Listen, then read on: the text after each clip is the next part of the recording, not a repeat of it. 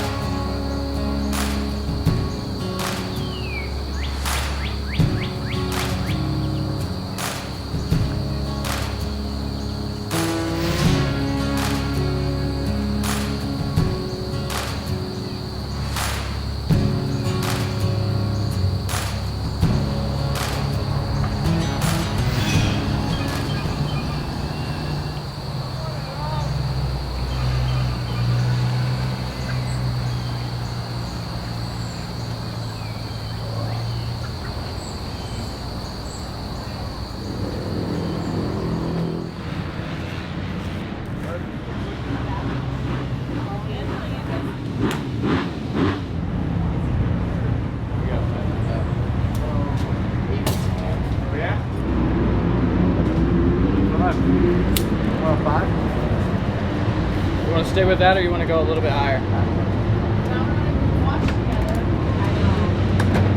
Any changes from last week to this week? Dialed in some starts.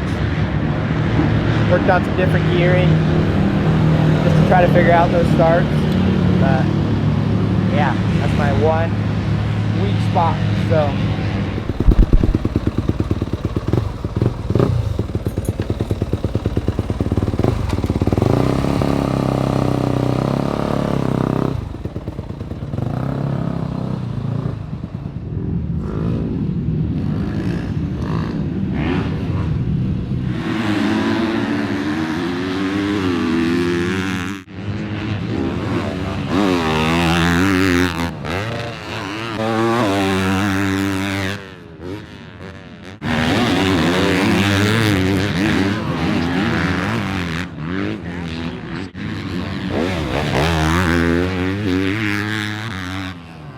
Where did PK end up in that qualifying session? P17. So, kind of moving the needle forward. Yeah, we're getting more comfortable. As the series goes on, we're finding more comfort in the bike. I don't like to have nothing to do. Not that I have nothing to do, but I'd rather be working on dirt bikes, you know? Well, then you'll have to go back to Phil. Yeah, back on Phil duties. So a lot of people that probably didn't even maybe they didn't read like the press release or whatever. But yeah. So the announcement was made, or the call was made Monday. Yeah. Or Sunday. Well, Sunday or Monday to put Garrett on the 450, but there's no 450 on the truck. Yeah. So Monday, Garrett rode a 450. He's had a 450 just to practice on for like deep sand tracks and stuff like that. So we had that 450. We got it ready for him. Got it pretty much set up as his 250. Just obviously a different chassis. And yeah, he rode Monday, rode Wednesday, I think, or rode Tuesday, Wednesday, and looked really good on it. So then we just packed it up in the back of a rental car. What is it? Chevy Equinox. So you guys rented a car literally to drive from South Carolina to Denver with the bike in the back. Yeah. And make it here by Wednesday. Yeah, Wednesday night. We got here about like 11 o'clock. Then put the bike together, make sure it's good to go, and race it. Yeah. We'll see how we do. It was a fun trip, though. I mean, it was long, really long. He drove for 3 hours out of the whole trip. Tyler drove for 3 hours? Well, I wasn't on the trip, but I heard he did a lot of sleeping. Yeah, he slept for 15 hours and drove for 10 hours. He did it. So you guys didn't stay anywhere? Here, when we got here. But you like drove straight through?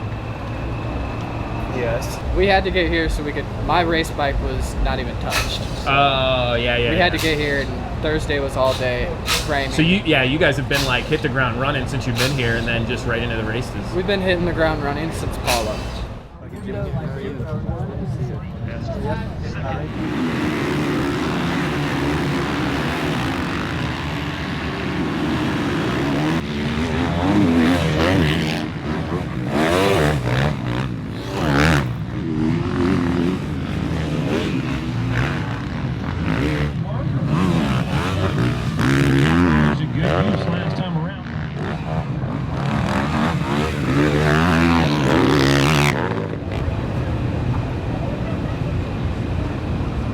think you need to stiffen it up. I feel like you're blowing through it. We'll call Brandon and Craig and see. So it's round 3 of the 250 class from Thunder Valley here in Colorado.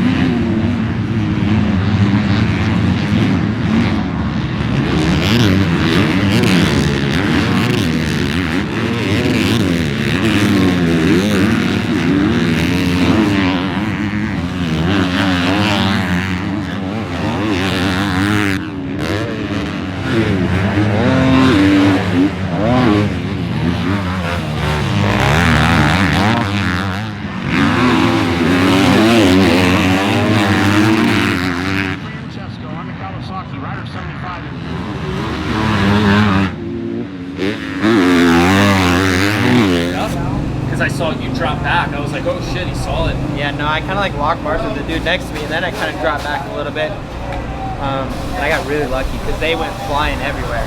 But I was able to sneak right around the inside of them.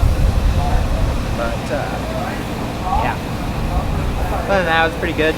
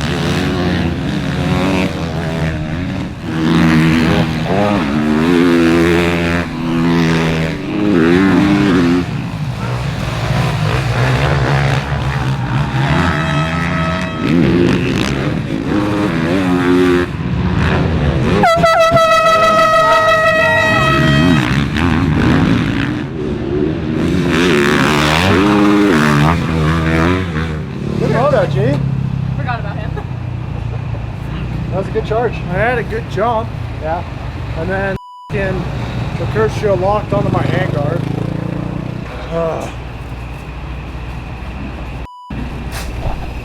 You were ripping when he was behind you and like he passed you and you passed it back. Those laps were so fast.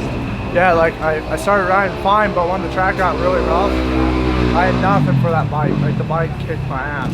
That was a good race though. Like you made smart passes. You put yourself in a good spot to make those passes. You had to pass. What was it, 8th? 6th. Oh, it's not terrible.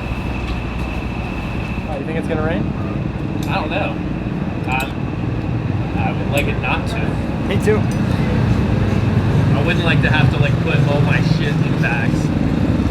Yeah, I wouldn't want to put everything away all wet either. Exactly. I really hope it doesn't. I don't think it will.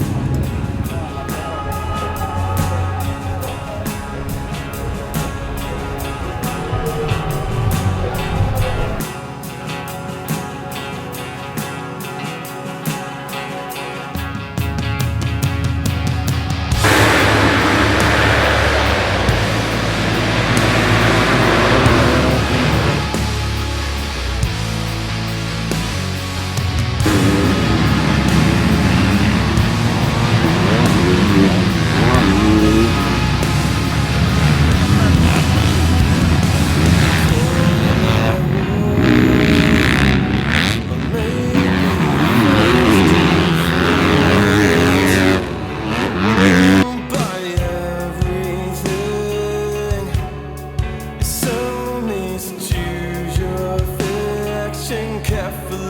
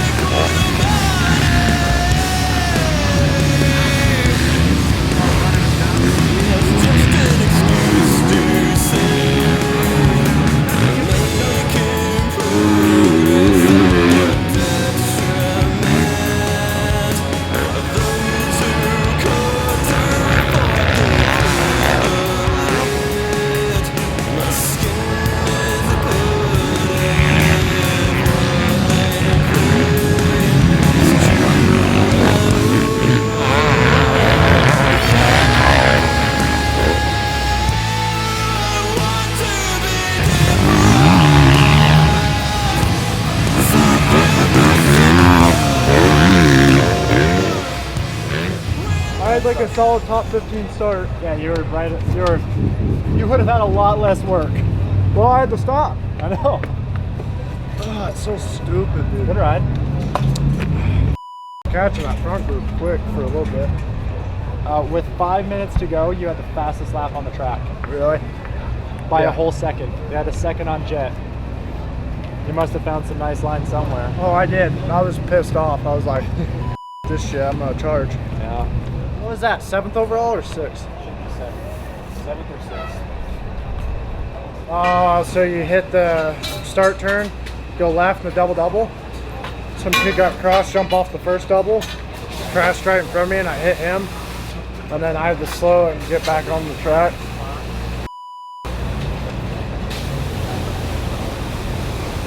I picked you in fantasy, so I was watching you closely. It seemed like it took you about 10 minutes each moto to really get going, and then you were like, I don't know if it was because you were pretty far back, so maybe it was the slower riders, but about 10 minutes in, you started getting good lap times. Yeah, I mean, yeah, I would say it's definitely to do with the pack. Just, you know, trying to get around all those guys. It's kind of hectic back there. I would say 30th to 15th, but yeah, after I got going, I felt really good, especially with my wrist. You know, it takes me a couple laps to get kind of warmed up, so especially Moto 2, so that could have been it as well. You lost some weight. Fitness is good. I think in that we showed today, you got a lot of guys late, so you got to be happy with that part of it. We're at altitude and all that. Yeah, definitely. I mean, I've definitely struggled here at Denver with the altitude and definitely the last 10 minutes of races. So for me to finish the whole moto strong in both motos, I'm pretty happy with that. Overall 16. So we went 13, 23. Not bad. Best day I've ever had. Best day you've ever had. Yeah, there you go. Yeah. 7th overall is 6'8". Yeah.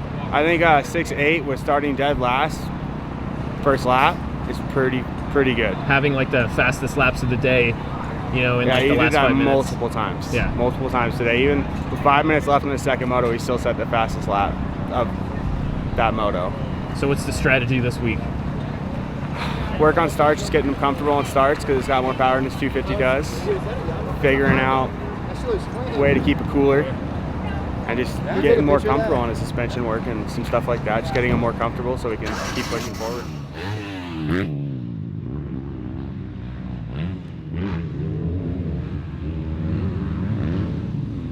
Round 2 at Hangtown was a reality check, I guess, to find out how tight-knit your group of guys are.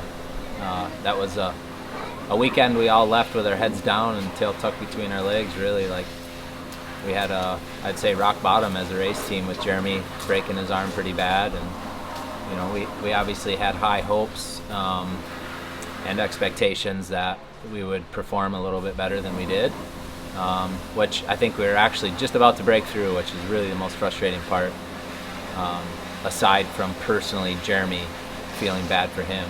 Another tough one for him to go through, but yeah, it kind of sucked. I was actually at my regional in Redbud for Loretta's, and I didn't even make it 3 corners onto the track in the first practice, and the guy tipped over in front of me, and I hit his bike and went over the bars and broke my collarbone. I bent my old plate and had a pretty good AC separation, so I did that Friday, and then as I was driving back from Michigan, I'm kind of got the races playing on my phone, but I was also in a little bit of pain, so I wasn't totally aware. But sure shit, I'm sitting there watching while I'm driving, and Jeremy goes down the first corner, and it's just like, I go down one day, and the next day Jeremy goes down, and it was just demoralizing for the team. We lost our spirit there for a few days, and I think that's part of the sport. Is, you know, racing is racing. You're gonna get your ass kicked at moments, but how fast can you pick yourself up and move on is the question. And I think for us it was a matter of, all right, we got to regroup, make a change, bump Garrett to the 450 for Colorado, try to just re-spark a little bit of energy within the team and get the morales up, and I think that helped. Phil coming back this weekend for High Point is another boost of confidence, I should say, and kind of just, I don't know, the energy of the team is definitely back, but on the backside we're still all in pain for Jeremy personally. Just really, really strange. You know, we've had Phil, Garrett, Jeremy, and Kilroy. All 4 guys broke the end of their arm with a dislocated wrist in the exact same fashion. All different scenarios, all different reasons, but just very strange. So been a tough year, but you know, the first couple rounds we did, we learned a lot. Learned a lot about the bike, the direction we need to go, the improvements we need to make, and collectively as a team, we all need to do better. So it is what it is, but here we are going into High Point and see if we can turn this ship around.